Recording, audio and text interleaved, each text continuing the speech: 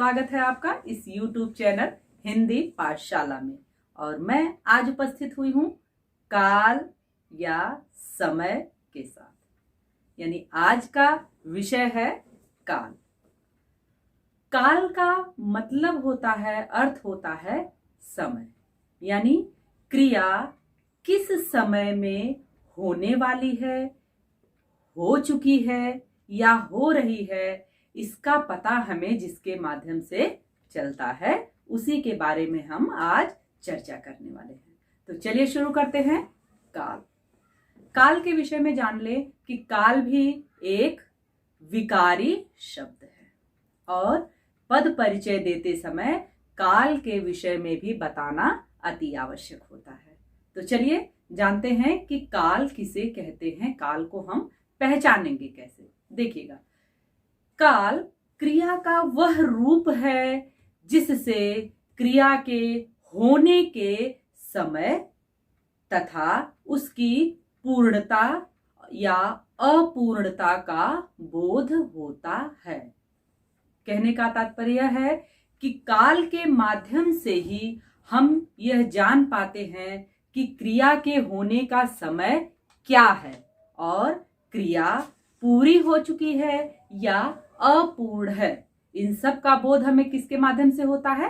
काल के माध्यम से। तो हमने ये जाना कि काल किसे कहते हैं, काल की परिभाषा क्या है। चलिए अब जान लेते हैं कि काल के कितने भेद होते हैं।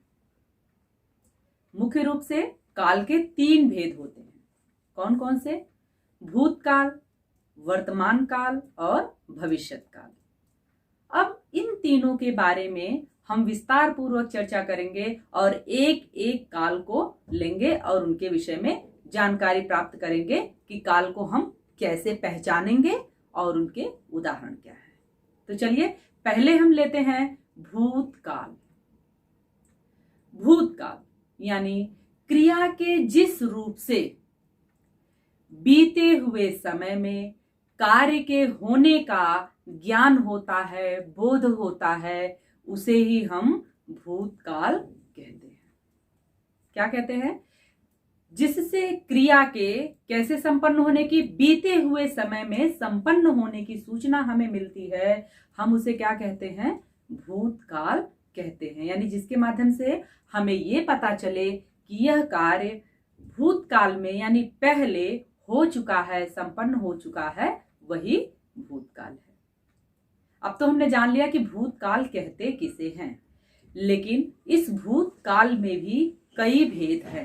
इसके भी कई भेद हैं और इनके बारे में चर्चा जब तक न की जाए भूतकाल अधूरा रहेगा और हमारा ज्ञान भी अधूरा रहेगा। तो चलिए बढ़ते हैं आगे और अपने ज्ञान को बढ़ाते हैं और भूतकाल से संबंधित उसके जो 6 अन्य भेद हैं उनके बारे में भी जानकारी प्राप्त करते हैं। चलिए देखिए, भूतकाल का पहला भेद जो है वह है सामान्य भूतकाल।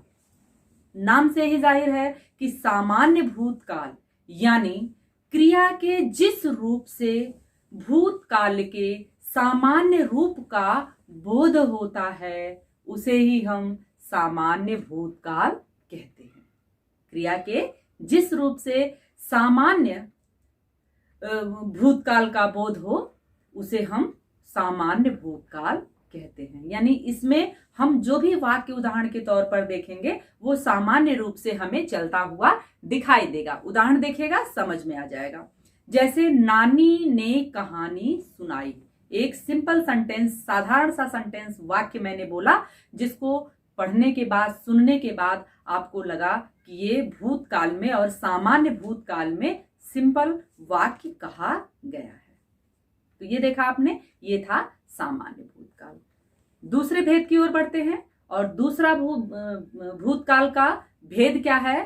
पूर्ण भूतकाल। क्या है? पूर्ण भूतकाल।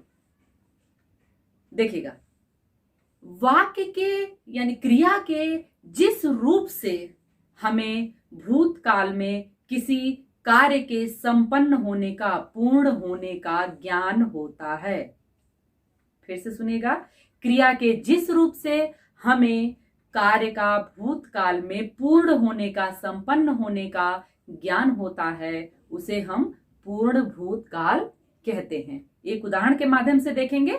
देखिए, मैंने खाना खाया था, यानी इस वाक्य को सुनने के बाद आपको यह आभास हो रहा है कि यह कार्य भूतकाल में संपन्न हो चुका है। तो देखा आपने, यानी कार्य पूर्ण हुआ, अर्थात यह पूर्ण भूतकाल का उदाहरण है। एक और उदाहरण देखिएगा, हम सर्कस देखने गए थे। इसमें भी देखिए एक वाक्य पूरा अपना अर्थ दे रहा है कि भूतकाल में यह कार्य पूरा हो चुका है। तो ये दोनों थे पूर्ण भूतकाल के उदाहरण। आगे बढ़ते हैं और तीसरा भेद देखते हैं।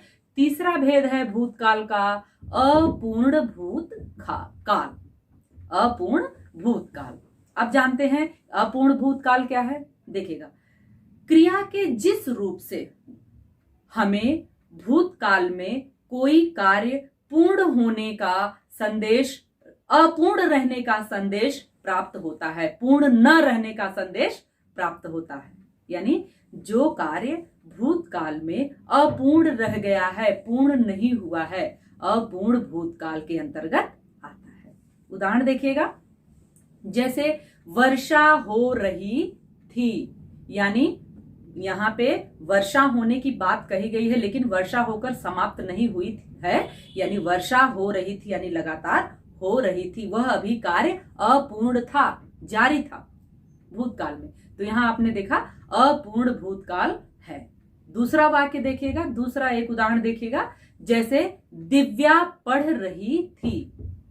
यहां पर भी लग रहा है कि पास्ट टेंस में भूतकाल में कार्य जारी था, यानी कार्य पूरा नहीं हुआ था। तो ये दोनों थे अपूर्ण भूतकाल के उदाहरण। चलिए बढ़ते हैं अपने चौथे भेद की ओर, जो है आसन्न भूतकाल। क्या है? आसन्न भूतकाल। चलिए इसके बारे में जानते हैं कि आसन्न भूतकाल किसे कहते हैं। ध्यान से सुनिएगा। क्रिया के जिस रूप से हमें यह पता चलता है, यह ज्ञात होता है कि वह क्रिया भूतकाल में आरंभ होकर अभी अभी संपन्न हुई है। क्या पता चला? कि क्रिया भूतकाल में आरंभ हुई और अभी अभी संपन्न यानी पूर्ण हुई है। उदाहरण देखिएगा, जैसे मैंने पत्र लिख लिया है। यूं लग रहा है ना कि जैसे भूतकाल में शुरू हुई ये क्रिया, जो कि क्रिया उदाहरण में अभी बताई गई पत्र लिखने का, और यह अभी अभी संपन्न हुआ है। तो यूं लगा, आपको पता चला कि आसन्न भूतकाल का उदाहरण, यानी कि क्रिया भूतकाल में आरंभ हुई है, लेकिन क्या है, अभी अभी यह संपन्न हुई है। तो ये आपने देखा किसका उदाहरण था? आसन्न भूतकाल का। बढ़ते हैं अगले भेद की ओर, और जो है संदिग्ध भूतकाल। नाम से देखिएगा, संदिग्ध यानी संदेह हो, जहां पे संदेहास्पद स्थिति बनी हुई हो, उस भूतकाल की बात करते हैं। चलिए देखते हैं। क्रिया के जिस रूप से भूतकाल में क्रिया होने में संदेह हो, उसे संदिग्ध भूतकाल कहते हैं। यानी क्रिया के जिस रूप से हमें, जिस रूप को देख करके हमारे मन में यह संशय उत्पन्न हो जाए कि यह क्रिया भूतकाल में हुई है, हमारे मन में डाउट हो जाए, संशय हो जाए कि यह क्रिया भूतकाल में हुई है, उसे हम क्या कहते हैं? संदिग्ध भूतकाल। उदाहरण देखिएगा, जैसे कल वर्षा हुई होगी।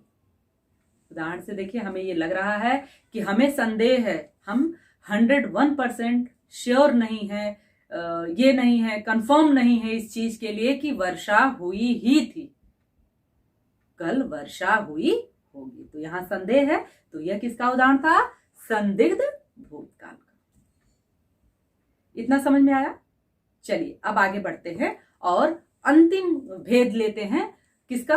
भूतकाल का। अभी ये सारे भूतकाल के ही भेद चल रहे थे, जो मैंने बताया कि 6 भेद हैं उसके, तो उसमें ये अंतिम है। और अंतिम कौन सा है?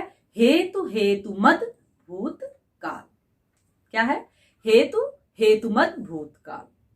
देखिए, हेतु हेतु मत भूतकाल कहते किसे हैं? देखिए, क्रिया के जिस रूप से यह पता चले कि क्रिया भूतकाल में होने वाली थी, पर कोई ऐसा कारण पड़ गया, किसी कारणवश वह क्रिया संपन्न नहीं हो सकी।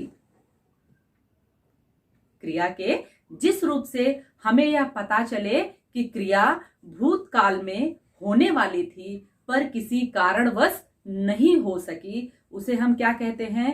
हेतु हेतु मत भूतकाल। उदाहरण देखिएगा, बिल्कुल आसानी से समझ में आएगा। उदाहरण है, तुम बुलाते तो मैं अवश्य आता। यहां देखिएगा, तुम बुलाते तो मैं अवश्य आता, यानी कारण पड़ गया कि तुमने बुलाया नहीं इसलिए मैं नहीं आया। तो अभी उदाहरण में हमने देखा था, इसमें परिभाषा में हमने देखा था कि कारण ये होता है इसका कि कोई कार्य भूतकाल में प्रारंभ होने वाला था, लेकिन किसी कारणवश नहीं हो पाया।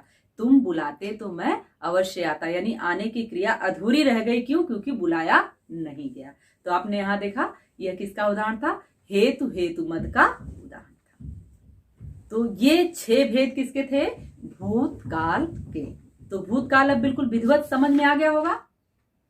बिल्कुल ध्यान से समझेंगे आप, वीडियो को स्किप नहीं करेंगे तो आपको अच्छे से काल समझ में आ जाएगा, और आज के बाद फिर दोबारा कोई वीडियो देखने की आपको जरूरत नहीं पड़ेगी, आवश्यकता नहीं होगी। भूतकाल का कॉन्सेप्ट आपका बिल्कुल क्लियर हो जाएगा। चलिए आगे बढ़े, और भूतकाल, ये काल का जो दूसरा भेद है वर्तमान काल, इसके बारे में चर्चा करते हैं कि वर्तमान काल क्या होता है। यानी क्रिया के जिस रूप से हमें यह पता चले कि कार्य अभी जारी है, कार्य अभी वर्तमान समय में चल रहा है। वर्तमान मीन्स जो प्रेजेंट टाइम में हो रहा है, इस समय हो रहा है। तो क्रिया के जिस रूप से हमें यह पता चलता है कि कार्य हो रहा है, उसे हम क्या कहते हैं? वर्तमान काल कहते हैं। और इसके भी 3 भेद हैं। चलिए उन पर दृष्टि डालते हैं, उन पर चर्चा करते हैं कि वो 3 भेद कौन कौन से हैं। तो पहला भेद है सामान्य वर्तमान काल। सामान्य वर्तमान काल, सामान्य मीन्स बिल्कुल आसानी से जो साधारण रूप में चल रहा हो। जैसे देखिएगा, यानी क्रिया के जिस रूप से हमें यह पता चलता है कि यह सामान्य रूप से क्रिया हो रही है, चल रही है, उसे हम सामान्य वर्तमान काल की श्रेणी में रखते हैं। उसे ही हम सामान्य वर्तमान काल कहते हैं। उदाहरण देखिएगा, जैसे मोर नाचता है, एक साधारण सी क्रिया है जो कि चल रही है। मोर नाचता है, प्रेजेंट टाइम यानी वर्तमान काल की बात है। एक और उदाहरण देखिएगा, बच्चा पतंग उड़ाता है। ये दोनों किसके उदाहरण हो गए? सामान्य वर्तमान काल के। दूसरा भेद है किसका? वर्तमान काल का दूसरा भेद है अपूर्ण या तात्कालिक वर्तमान काल। अपूर्ण या तात्कालिक, अपूर्ण मतलब जहां पूर्ण ना हुआ, तात्कालिक मतलब यानी उसी समय का, तत्काल जिसे हम कहते हैं तत्काल, यानी अपूर्ण या तात्कालिक वर्तमान काल। अब इसको देखते हैं ये क्या होता है, ध्यान से सुनिएगा। क्रिया के जिस रूप से क्रिया के वर्तमान समय में सतत रूप से यानी निरंतर रूप से चलने का ज्ञान होता है, बोध होता है। ध्यान दीजिएगा, क्रिया के जिस रूप से उस क्रिया के वर्तमान काल में निरंतर रूप से, सतत रूप से चलने का बोध होता है, ज्ञान होता है, उसे हम क्या कहते हैं? अपूर्ण या तात्कालिक वर्तमान काल। आपको पता है, आपने जैसे देखा अपूर्ण यानी कार्य चल रहा है, पूरा नहीं हुआ है, और तत्काल में प्रेजेंट टाइम में, तो यहाँ ये किसका उदाहरण हो गया? ये किसकी परिभाषा है? ये अपूर्ण या तात्कालिक वर्तमान काल। अब देखिए उदाहरण देखिएगा, आसानी से समझ में आएगा। उदाहरण है वर्षा हो रही है, यानी वर्षा अभी जारी है, समाप्त नहीं हुई है, तो क्या है? कार्य पूरा नहीं हुआ है, अपूर्ण वर्तमान काल। तो समझ में आ गया होगा कि अपूर्ण वर्तमान काल किसे कहते हैं। चलिए आगे बढ़ते हैं और देखते हैं तीसरा भेद किसका? वर्तमान काल का, और जो है संदिग्ध वर्तमान काल। संदिग्ध वर्तमान काल। संदिग्ध मीन्स संदेह होना, जहां पर हमें संदेह हो। क्रिया के जिस रूप से हमें किसी कार्य के होने में संदेह होता है, हमारे मन में संशय रहता है, उसे हम क्या कहते हैं? संदिग्ध वर्तमान काल कहते हैं। उदाहरण देखिए, जैसे लड़कियां खेलती होंगी। यहां हमें संदेह है, हमें बिल्कुल सही से पता नहीं है कि लड़कियां खेल रही है या नहीं। हमारे मन में संशय है, संदेह है, संदिग्ध अवस्था बनी हुई है, यानी लड़कियां खेल रही हैं इसके बारे में हम निश्चित नहीं हैं। एक और उदाहरण देखिएगा, वर्षा हो रही होगी। इसके बारे में भी हम बिल्कुल निश्चिंत नहीं है कि वर्षा हो रही है। तो ये क्या हो गया? संदिग्ध वर्तमान काल। तो अब वर्तमान काल भी आप बिल्कुल अच्छे से समझ गए होंगे। अब बचता है तीसरा भेद काल का, और वह क्या है? भविष्यत काल। तो चलिए जानते हैं कि भविष्यत काल किसे कहते हैं। ध्यान से सुनिएगा, बिल्कुल आराम आराम से मैं बता रही हूं ताकि आप बिल्कुल आसानी से समझ सकें। चलिए देखिए, क्रिया के जिस रूप से आने वाले समय में कार्य के होने का बोध होता है।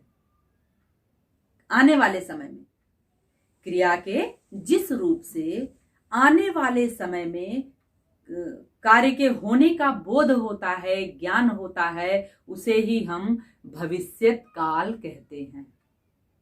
यानी कार्य भी होने वाला है, इसका ज्ञान जिससे हमें होता है उसे हम भविष्यत काल कहते हैं। भविष्यत काल के भी 3 भेद हैं, और ये कौन कौन से हैं इनके बारे में चर्चा करते हैं। तो पहला भविष्यत काल का रूप है सामान्य भविष्यत काल। जैसे सामान्य भूतकाल, सामान्य वर्तमान काल, वैसे सामान्य भविष्यत काल। यानी क्रिया के जिस रूप से हमें सामान्य रूप में भविष्य काल में होने का क्रिया के पता चलता है, कार्य के होने का पता चलता है, उसे हम क्या कहते हैं? सामान्य भविष्यत काल। उदाहरण देखिएगा, जैसे हम कल दिल्ली जाएंगे। बिल्कुल साधारण सा वाक्य है कि हम कल दिल्ली जाएंगे, यानी भविष्य में ये कार्य होगा और सामान्य रूप से कहा गया। एक और उदाहरण देखिएगा, हम सदा सच बोलेंगे। यह भी सामान्य भविष्यत काल का उदाहरण है। तो देखा आपने कि सामान्य भविष्यत काल किसे कहते हैं और उसका उदाहरण क्या है। चलिए दूसरे भेद की ओर बढ़ते हैं भविष्यत काल के, जो है संभाव्य भविष्यत काल। संभाव्य भविष्यत काल, संभाव्य मीन्स संभावना हो। देखिएगा, क्रिया के जिस रूप से भविष्य काल में, क्रिया के जिस रूप से भविष्य में यानी भविष्यत काल में क्रिया के होने का की संभावना का ज्ञान हो। क्रिया होने की नहीं, क्रिया होने की संभावना का ज्ञान हो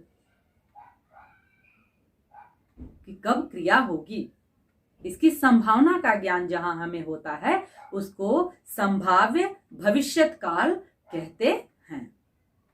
उदाहरण देखिए, जैसे शायद आज वर्षा हो।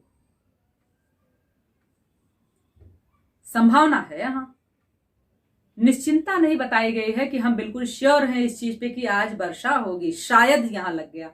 शायद शब्द क्या है? यह संभावना को प्रदर्शित कर रहा है कि संभावना। एक और उदाहरण देखिएगा, लगता है आज तूफान आने वाला है।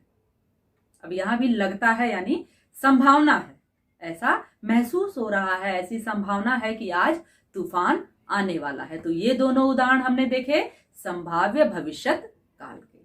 और अब अंतिम भविष्यत काल का अंतिम भेद बचता है, जो कि है हेतु हेतुमद भविष्यत काल। तो चलिए देखते हैं कि हेतु हेतुमद भविष्यत काल किसे कहते हैं। देखिएगा, ध्यान से सुनिएगा, क्रिया के जिस रूप से यह ज्ञात होता है कि भविष्यत काल में क्रिया किसी अन्य क्रिया के होने पर होगी। ध्यान दीजिएगा, क्रिया के जिस रूप से हमें यह पता चलता है कि आने वाले समय में कोई कार्य किसी कार्य के, अन्य कार्य के, किसी दूसरे कार्य के होने पर ही संपन्न होगा, उसे हम क्या कहते हैं? हेतु हेतु मत भविष्यत काल। उदाहरण देखेंगे, बिल्कुल आसानी से आएगा समझ में। देखिए उदाहरण है, तुम आओगे तब मैं आऊंगा। परिभाषा में मैंने भी चर्चा करी कि फ्यूचर में, भविष्य में किसी एक काल क्रिया के होने पर होगा संपन्न वो क्रिया कब? अन्य क्रिया के होने पर। यानी अगर तुम आओगे तब मैं आऊंगा, तुम आओगे तब मैं आऊंगा, यानी मेरे आने की क्रिया तब संपन्न होगी जब तुम आओगे। तो यहां आपने देखा एक क्रिया दूसरे क्रिया पे निर्भर है। दूसरा देखिएगा, व्यायाम करोगे तब स्वस्थ बनोगे। यहां भी देखिएगा दो क्रियाएं हैं जो कि एक क्रिया दूसरे क्रिया पर निर्भर है कि आप स्वस्थ तभी रहोगे यदि आप व्यायाम करोगे। तो अब यहां पर काल संपन्न होता है और उम्मीद करती हूं कि आपने अच्छे से समझा होगा, वीडियो को देखा होगा, समझ में आई होगी। अगर अच्छी लगी हो वीडियो तो प्लीज मुझे कमेंट करके जरूर बताइएगा, वीडियो को लाइक कर दीजिएगा, चैनल को सब्सक्राइब करना और बेल आइकन दबाना बिल्कुल नहीं भूलिएगा। मिलते हैं आपसे अगली वीडियो में। वीडियो देखने के लिए बहुत बहुत धन्यवाद।